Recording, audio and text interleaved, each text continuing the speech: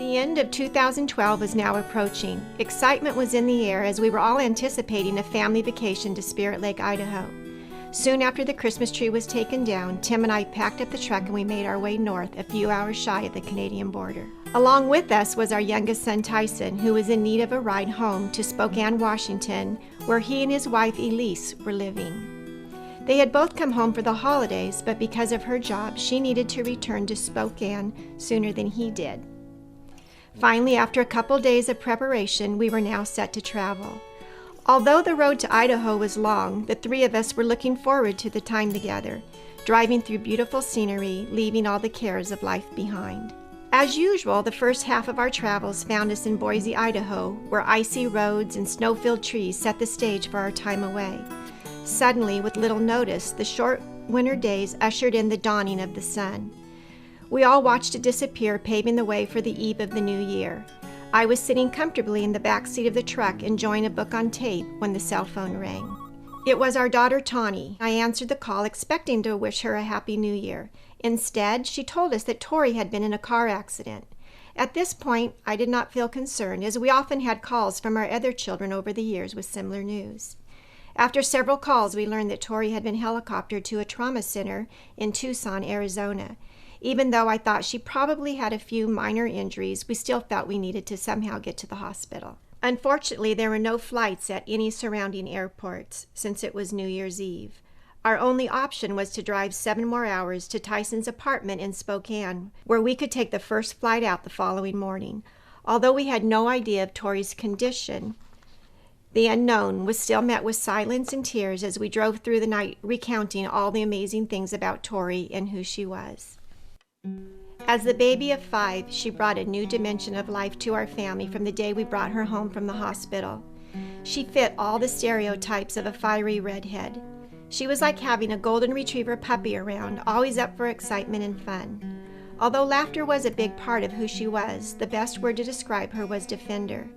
Seems like most of her life was spent looking for the opportunity to fight for anyone that needed her strength. This strong desire showed up on the basketball court as well. Each game, she was determined to take her team to victory, no matter the cost. She was the most happy when she could showcase another teammate. She received so much joy when she was able to assist others to succeed. The high school gym was not the only place she thrived. Her loving heart also led her to orphanages in Africa and China, where the highlight of her time was spent with the kids and where she was able to bring smiles to their faces. From a very young age, music became a passion, as her guitar was a companion. Songs often helped her express the deep longings in her heart toward others. Leading worship for her high school peers was among one of her favorite things to do. After hours of driving, Tyson's apartment was in sight. As we were getting out of the car, we received a call from a surgeon frantically needing our consent to place a drain in Tori's brain. The purpose of this procedure was to relieve the extreme pressure which was threatening her life. Tim stepped away so he could ask the doctor more questions without the chance of further upsetting me. It was then that he heard the hardest words a parent could ever hear.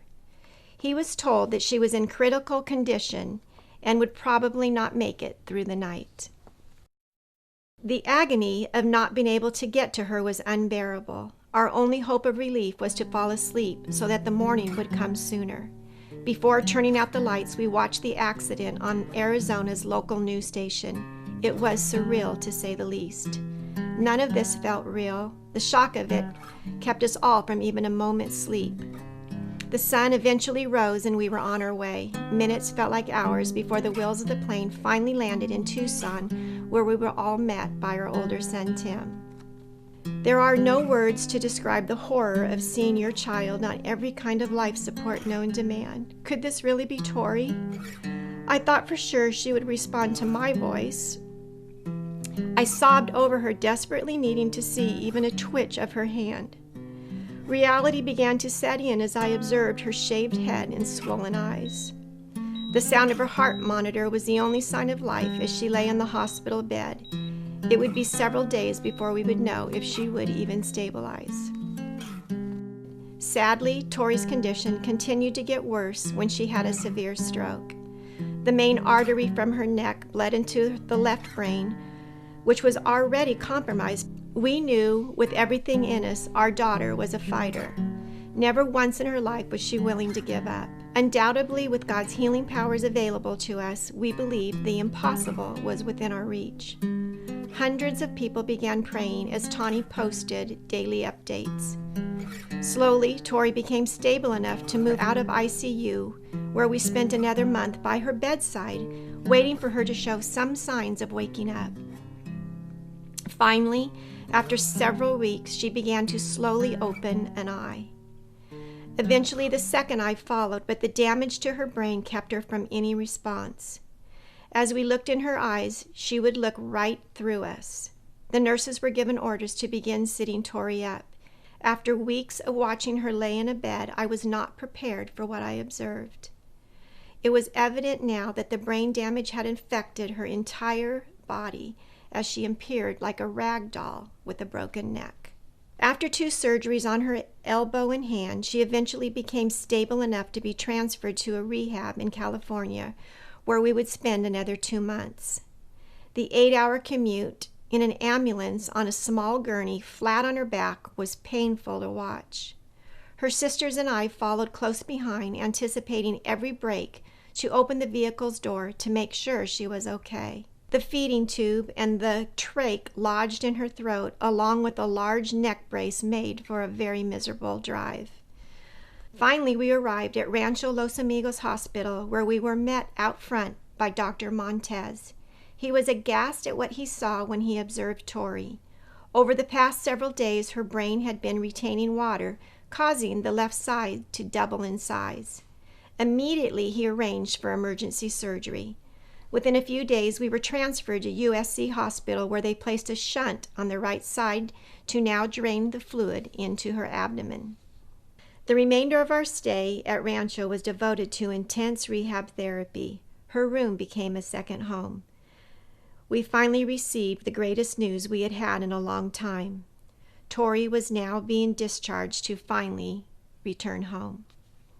Although the thought of sleeping in our own bed was in sight, the new life that was ahead of us was a bit daunting. We felt like we were new parents bringing home a 180-pound infant with a feeding tube instead of a bottle. We were blessed to have many hands on deck as family and friends rolled up their sleeves with us and did what was needed. After 6 months of being home, Tori went in for her final surgery to have a prosthetic scalp placed on the left side of her head. Here we are today as a testament to our God. His goodness has not just shown up in Tori's recovery, but the promise of his nearness to the brokenhearted evidenced itself daily. Of course, we desire for Tori to be restored back to the physical athlete that she was, but we hold this desire loosely. We are astonished at how far many of your prayers and even financial support has brought our baby girl. Yet transformation of our soul is our highest goal, as this place we call earth is not home. All of creation groans to be released from pain and suffering, but we must look to the one that we call Lord. There are no mistakes in our happenings, as he is the one who redeems all things.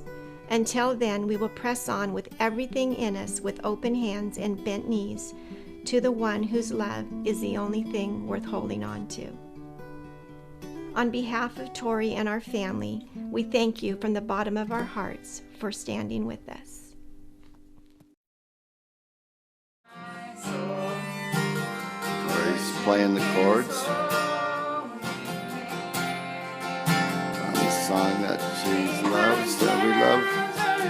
Our good friend Sarah Rivido.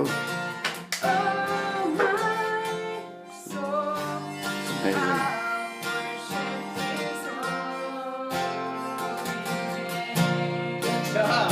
Wow, Tori. She didn't tell you. See?